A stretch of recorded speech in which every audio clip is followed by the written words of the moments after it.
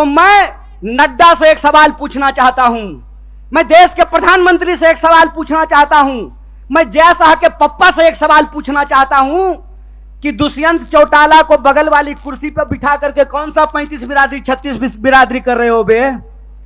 कौन सी 36 बिरादरी 35 बिरादरी कर रहे हो? खेला करते हो? खेला? अरे झूठा, बेईमानी करते हो। मैं आपसे कहता हूं और आप सोच करके इस बात को बताइए, जहां धर्म होगा वहां हिंदू मुसलमान करेंगे, और जहां मुसलमान नहीं होगा वहां 35 बिरादरी 36 बिरादरी करेंगे। यह मन में आप सोचिए और विचार कीजिए। अगर मैं गलत हूं, निकालो रस्सी, लगाओ फांसी पे। अगर तुम गलत हो तो लोकतंत्र में तुम्हारी बेईमानी का भी एक एक हिसाब लिया जाएगा। इस बात को याद रखना, इस बात को याद रखना कि इस देश के अंदर जब लोग न्याय की बात करते हैं, जब लोग अपने हक की बात करते हैं, जब किसानों की आमदनी दोगुनी करने की बात करते हैं, जब नौजवानों को 2 करोड़ नौकरियों की बात करते हैं, महिलाओं के सम्मान की बात करते हैं, इस देश में गरीबी को कम करने की बात करते हैं, तो आप उसको देशद्रोही बोलते हैं।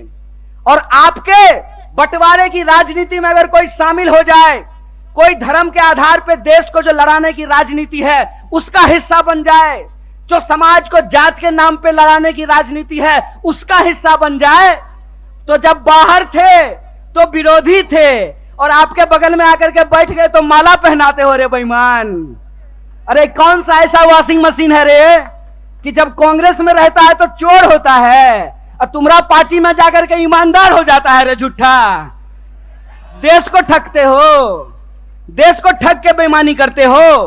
तो हमको एक सवाल का जवाब दीजिए। ये 35 बिरादरी 36 बिरादरी कहते हैं और नारा लगाते हैं सबका साथ सबका विकास।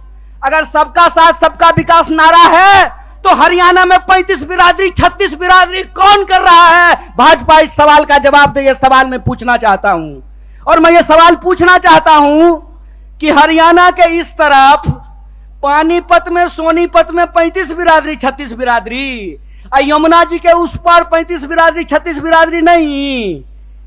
बोलिए सोच करके, यहां वोट चाहिए, वहां वोट नहीं चाहिए, और वहां वोट चाहिए और यहां वोट नहीं चाहिए।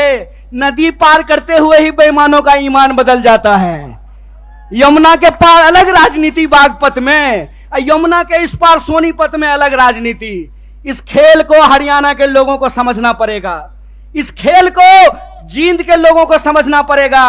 और याद रखिएगा, जब जब नींद से उठता है जींद, तब तब आती है हरियाणा में बदलाव और हरियाणा में आती है क्रांति। इसीलिए मैं आपसे आग्रह करने के लिए आया हूं कि आपको समझना पड़ेगा कि देश के भीतर जो सच्चाई है वो हकीकत हमको अपनी आंखों से देखना पड़ेगा। क्या नारा लगाए थे? बहुत हुआ महंगाई का मार, अब की बार मोदी सरकार। तो सिलेंडर 1200 रुपया में इनका चचा बेच रहा है। बताइए, पेट्रोल डीजल 100 रुपया लीटर मिल रहा है।